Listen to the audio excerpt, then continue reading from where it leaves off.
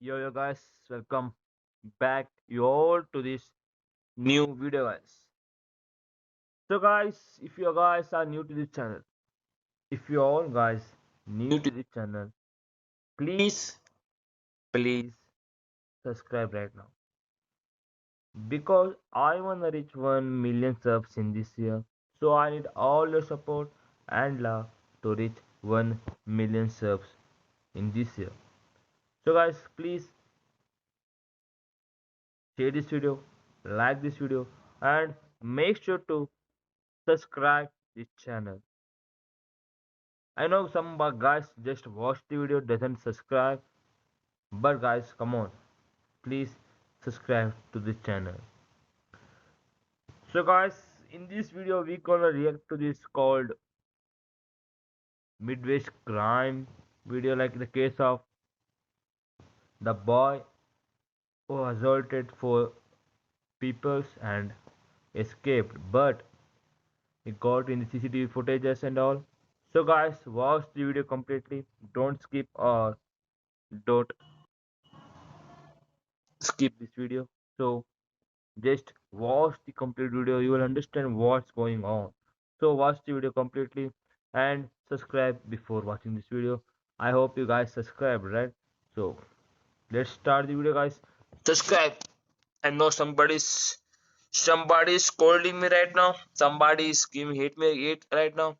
But it is what it is. We can't stop what we're doing, right? So let's go guys.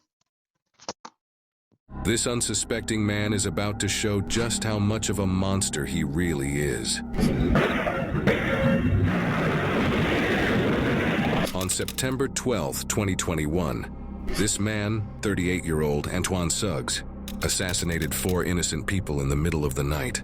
Our small team of investigative reporters has gathered the footage and case details about Antoine and how all four murders came to be in order to present the whole story in its entirety for the first time ever. This all started very early in the morning a few days prior on September 8th. Antoine arrived in Minnesota via airplane from his home state of Arizona, and footage shows that nothing seems to be out of the ordinary. But that changes very soon. Antoine is picked up by an unknown person and leaves the airport with them. A few days later, on September 11th, late at night, Antoine revisits the airport in a new luxury Mercedes SUV. Later investigations report that this car was recently loaned to Antoine. It is unknown whether or not Antoine is connected to a larger organized crime group. While it's a logical hypothesis considering the value of this luxury car Antoine is now driving, we have yet to unfold the full story of this case, as it is only just heating up. We don't know why Antoine revisited the airport, but the surveillance footage gives us a glimpse at his passenger, who bears a striking resemblance to one of his future murder victims, Nitosha Lee Flug Presley. If the passenger is indeed Nitosha, then this was one of the last images showing her alive.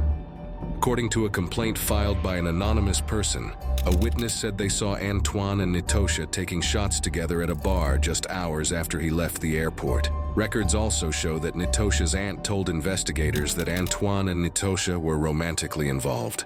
Putting all this information together, it's becoming more and more likely that this passenger is indeed Nitosha. After a night of drinking, it is believed that Antoine and Nitosha went to a residence in St. Paul, where they spent time with three other people who would soon become Antoine's other three future murder victims. They were Lois Foreman III, Matthew Pettis, and Jasmine Sturm. Just hours later that same night, now the very early morning of September 12th, surveillance footage caught this altercation sometime around 3:30 a.m. in St. Paul, Minnesota.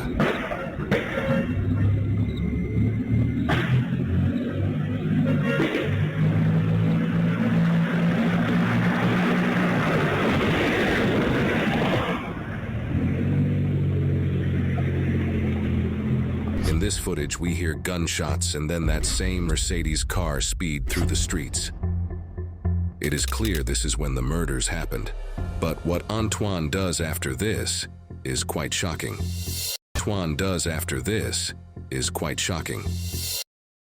On the same day around 10 a.m., after driving around for many hours trying to figure out what to do with the dead bodies, Antoine decided that he needed help hiding the bodies. So he makes plans to meet up with his father, 56-year-old Darren Osborne, at a gas station during the day. Antoine's plan was to have his father follow him into western Wisconsin to a cornfield where they would find an inconspicuous place to dump the car with the bodies in it. Osborne later told officers that he had no idea at this point there were bodies in Antoine's car. On the way to meet with his father, Antoine stops at a different gas station than the one planned for the meetup spot. In this disturbing surveillance footage that shows this particular stop, you can even see one of the deceased victims in the passenger seat, limp and showing no signs of life. And while those bodies are in the car, Antoine is inside the gas station, paying for his gas just like it's another normal day. Antoine continued traveling to the meetup spot, moving from St. Paul, Minnesota to Dunn County, Wisconsin. This time, stopping at the originally planned gas station. We see him and his father convene at the gas station and they speak a bit before driving away. It is presumed Antoine had now moved the body out of the front passenger seat, considering his father would have clearly noticed a deceased human being sitting in the car. That is, if Antoine's father is telling the truth. Again, at this point, according to the father, he did not know what Antoine was up to. However, it is reported that Antoine allegedly confessed to his father, soon after the meetup, that he had snapped and shot the victims. At this point, it's becoming more and more difficult for Antoine's father to deny his involvement with this situation. Antoine and his father allegedly went on to hide the car with the bodies in it in a cornfield further into Wisconsin. It is reported that a local anonymous farmer found the abandoned Mercedes in a cornfield in Dunn County, Wisconsin. He very quickly reported it to the police. At this time, no one knew of Antoine's or his father's involvement. However, we do have body cam footage that details some of the officers' experiences investigating the car in the cornfield with the deceased victims in it. What they find is extremely brutal. That's where we're gonna go in, right here.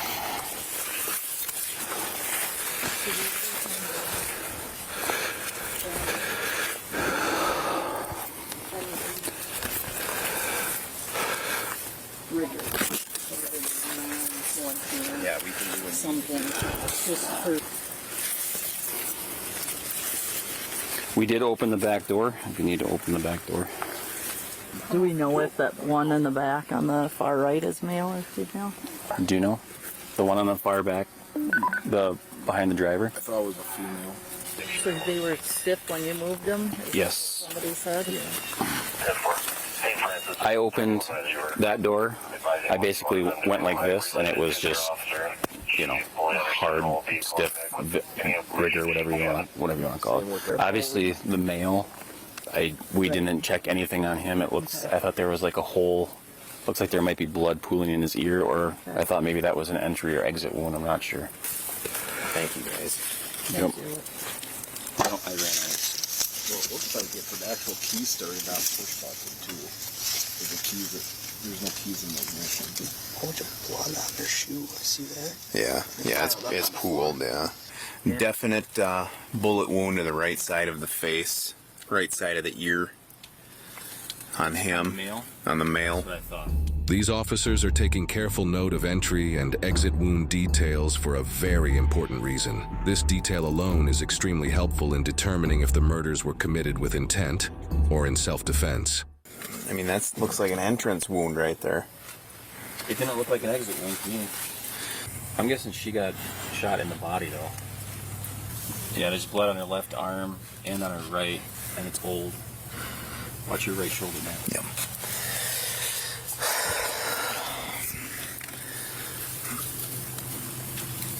Oh, what's in the pocket, Dan? There? Dried blood. Yeah. Oh, yeah, it's dripping right now. Oh, yeah. Male and shot wound to the head. Like, yep. There's the exit wound over here. See on the front seat, Yeah? right below, right where the shoulder rest is, that white stuff, is that brain matter or skull particulates? Hard to say.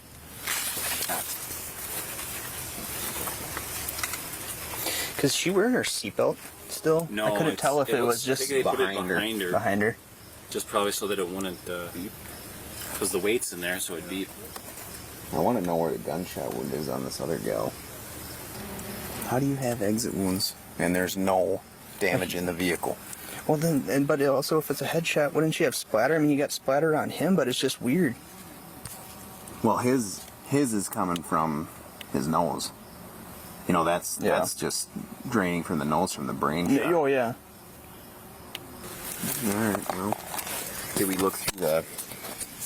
Well, let's just get out of here, I guess. We'll go talk to Kyle. During later investigations, Antoine's Arizona ID card was found on the floor of the car, covered in blood. This pointed the officers directly to him and later his father as well, as more information was discovered after they reviewed the previously shown surveillance footage. Officers arrested Antoine's father first, and then charged Antoine with 4 counts of hiding a corpse. Antoine, now back in Arizona, turned himself in to the Arizona authorities. Antoine would now be brought back to St. Paul, Minnesota, the city where he committed the murders. This is where his dramatic legal trial would take place. Over the course of the next few days of Antoine's trial, he claimed, incredulously, that he acted in self-defense in the killing and transporting of the 4 victims, which the prosecutors stated that they find improbable. Antoine has had a lengthy history of breaking the law, including multiple instances of unlawful possession of a firearm, possession of marijuana in a vehicle, driving with a suspended license, and much more. Even though Antoine had never racked up any charges nearly as serious as murder, this made it quite clear that Antoine is no stranger to criminal activity. During the trial, Antoine never gave any reason other than self-defense. He said the 4 victims were attempting to rob him, claiming he was the victim in this situation. However, going back to what the police... So here guys, I wanna tell like why he killed those 4 peoples. Like why?